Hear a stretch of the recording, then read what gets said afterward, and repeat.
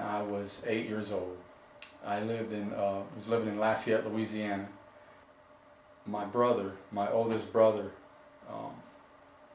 molested me. And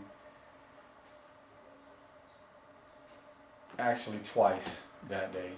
And then every other day after that until he moved out.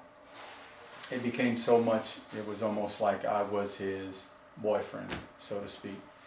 Later on I found out that he was also abusing my sister as well, and that turned into him getting us to do the same, and with each other and with him as well, all together.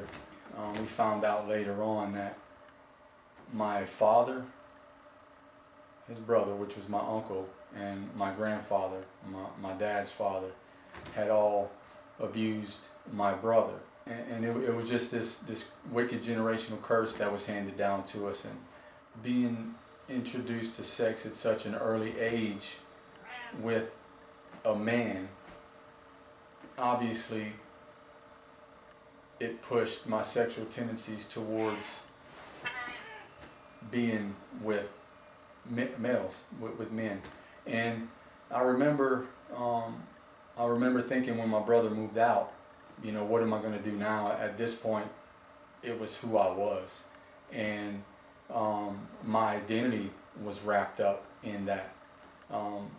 This abuse took place so frequently, and for such a long period of time, up into the years of my young adulthood, when he wouldn't come to me for that, I thought something was wrong. I thought I did something wrong. And it, you know, as twisted as that sounds, it was my reality. Things kind of escalated with that sexual addiction. I was addicted to pornography. I was addicted to masturbation. I was addicted to sex. I was also a heterosexual male, very confused.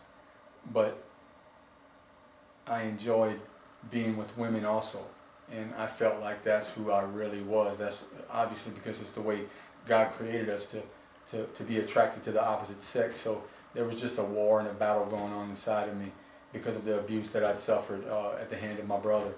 And obviously when he moved out, that didn't stop.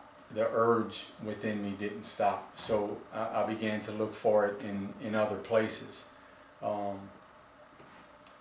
Public restrooms, public parks, malls, rest areas. I was the guy that everybody thought could get any woman he wanted, and no one would have ever thought that I had the secret that I had lived for about 26 years. Well, I met my daughter's mother, and we got married, and needless to say, all of that was still there, wound up stealing my marriage. Instead of dealing with it, I allowed it. And even I had given my life to Christ. You know, I dealt with the drug addiction, I dealt with the alcohol addiction, and for a while the Lord had taken all of the addiction away, everything. Drugs, alcohol, sex, pornography, masturbation, everything. It was all gone. But in church, I couldn't talk about the homosexuality or the masturbation or the pornography. I felt really alienated on that part. I had no one to talk to about it, and that part of my life stayed hidden, stayed in the closet, so to speak, and needless to say, I fell back into it. I backslid. I'm a part of a Christian community that it's called Tres Dias, and one of the things they teach you that you learn there is how to be transparent and how to speak out and how to get these things out of the closet, so to speak, and get them out of the darkness so that the enemy no longer has any stronghold on you. Because the stronghold is if anybody knew. Man, if anybody knew who I really was. But being involved in that community, I was able to come out in a safe place, in a safe environment, and I was accepted for who I was. I was welcomed into the brotherhood, and it really began a new chapter in my life. I found myself for a few years now walking in clarity of who I am in Jesus Christ, because who I am is who He is in me. I never knew that there was this hope in Jesus Christ, this hope that would make all things new, that would cleanse me of all my sins, a hope that I could be right with the Creator of this universe. It's a work in progress, and I'm just grateful to be able to give back, to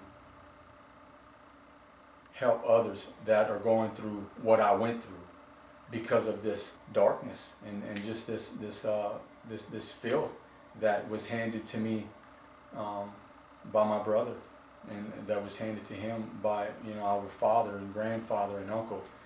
And I just praise God that I walk in freedom, and I walk in just His grace and in His light. How great the love of Jesus Christ.